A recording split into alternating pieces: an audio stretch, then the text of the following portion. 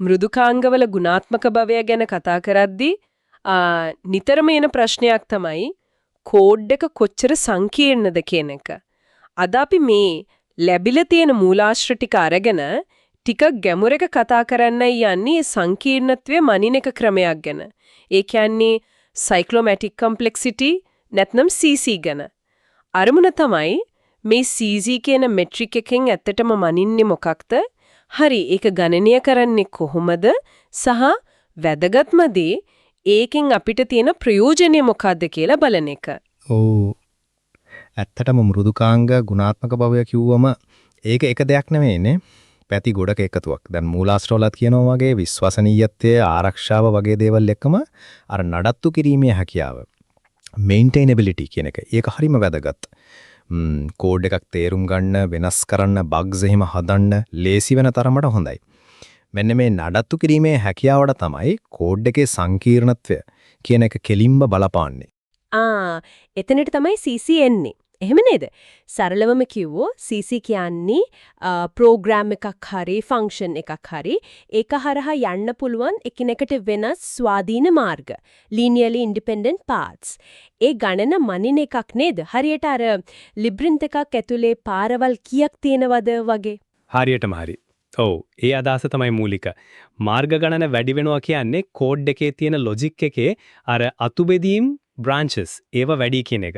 දැන් මේක වැදගත් වෙන්නේ ඇයි? මොකද මාර්ග ගාන වැඩි වෙනකොට ඒ හැම පාරක්ම කව වෙන විදිහට ටෙස්ට් කේස් ලියන එක අමාරුයි. ඒ වගේම කෝඩ් එක තේරුම් ගන්නත් අමාරුයි. වැරදීමකින් හරි බග් එකක් හැංගිලා තියෙන පුරුවම් ඉඩකඩත් වැඩි. හරි. එතකොට මේ කියන මාර්ග ගණන නැත්තම් CC අගය ඒක හරියටම ගණනය කරන්නේ කොහොමද? මෙතෙන්දි තමයි අර control flow graph CFG කියන එක එන්නේ. ඔව්. CFG කියන්නේ කෝඩ් එක වැඩ කරන විදිහ. අර දෘශ්‍ය විදිහට පෙන්වන රූප සටහනක් වගේ. කෝඩ් එකේ හැම ලයින් එකක්ම වගේ nodes වලින් පෙන්නනවා. ඒවා අතරේ control එක යන විදිහ edges වලින් පෙන්නනවා. දැන් ආරම්භක node, අවසාන node තියෙනවා. වැදගත්ම දේ තමයි අර තීරණ ගන්න node, decision nodes, if while for වගේ ඒවයි conditions. ඊට පස්සේ සාමාන්‍ය code lines, procedure nodes. මෙතන තියෙන interesting දෙයක් තමයි අර සාමාන්‍ය code පේලි procedure nodes තිබුණත් නැතත් CC අගයට එක බලපාන්නේ නැහැ. බලපාන්නේ අර decision nodes ගාන. හරි. මූලාශ්‍රවල සූත්‍ර දෙකක් ගැනත් කියනෝ නේද? එකක් අර V of G equals to E plus 2. E කියන්නේ edge ගණන, N node ගණන. ඒක graph theory වලින් එන standard සූත්‍රය. හැබැයි ඉතින් ප්‍රායෝගිකව වැඩියෙන්ම ලේසියෙන් පාවිච්චි වෙන්නේ ඒකම හදාගත්ත හරිම සරල එකක්. V of G equals to D plus 1. මෙතන D කියන්නේ අර decision nodes ගණන. තීරණ ගන්න තැන් ගණන. ඒ කියන්නේ කෝඩ් එකේ තියෙන ඔය if for while case වගේ අර තීරණ ගන්න තැන් ඔක්කොම ගණන් කරලා ඒ ගානට එකක් එකතු කරාම CC අගය එනම. ඒක නම් හිතුවට වඩා සරලයිනේ. හරියටම. ඒක තමයි ඒකේ තියෙන ලේසිය. ඉක්මනට කෝඩ් එකක සංකීර්ණත්වය ගැන අයිඩියා එකක් ගන්න පුළුවන්. මොකද හැම තීරණයක්ම අලුත් පාරක් අරිනවා වගේනේ. ඉතින් ඒ ගාන අනුව සංකීර්ණත්වය මනින එක ලොජිකල්. ඒ වගේම දැන් සම්පූර්ණ ක්ලාස් එකක CC අගය ඕන වුණොත් ඒකේ තියෙන හැම මෙතඩ් එකකම CC අගයන් හොයලා ඒ ඔක්කොම එකතු කරන්නයි තියෙන්නේ. සූත්‍රයක් විදිහට අර VG is equals summation of DI plus 1 වගේ. නැත්නම් VG is equals n plus sigma d කියලාත් කියනවා. n කියන්නේ මෙතඩ් ගණන, di කියන්නේ i වෙනි මෙතඩ් එකේ තීරණ ගණන. තව එක දෙයක් තිබුණා. මූලාශ්‍රවල කියනවා සමහර වෙලාවට අපි ලියන source code එකේ CC අගයට වඩා ඒක compile වුණාම හැදෙන byte code එකේ CC අගය වැඩි වෙන්න පුරුවන් කියලා. ඒ කොහොමද එහෙම වෙන්නේ? ඒක වෙන්න පුරුවන්. ඒ කියන්නේ compile එක code එක optimize කරනකොට හරි පරිවර්තනය කරනකොට හරි සමහර විට අමතර logic එකක් ඇතුළත් වෙන්න පුරුවන්. උදාහරණයක් විදිහට compile එක null checks වගේ ඒවා auto insert කළොත් එතකොට අලුත් decision point එකක් නේ. හැබැයි ඉතින් මේක සාමාන්‍යයෙන් ලොකු වෙනසක් නෙවෙයි. ඒත් දැනගෙන ඉන්න එක හොඳයි.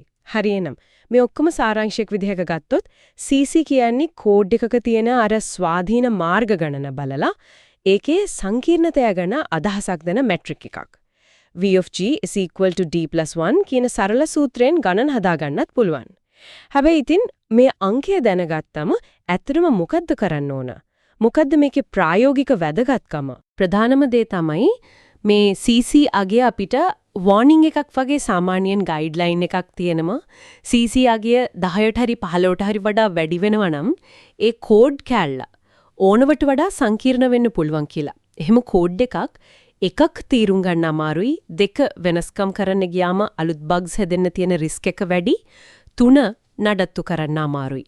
හතරවෙනි එක තමයි ඒක සම්පූර්ණයෙන් ටෙස්ට් කරන්න ඕන ටෙස්ට් කේස් ගන්න ගොඩක් වැඩි. අර V of G අගෙන් කියවෙන්නෙම අඩුම ගානේ ඒ මාර්ග ගාන කවර් කරනවත් ටෙස්ට්ස් ඕන කියන එක. ඉතින් CC අගේ වැඩි තැන් අඳුරගෙන ඒව පුළුවන් නම් රීෆැක්ටර් කරලා සරල කරන්න පියවර ගන්න පුළුවන්. මේකෙදින් කෝඩ් එකේ ක්වොලිටි එක දිගු කාලිනව තියාගන්න ලොකු උදව්වක්.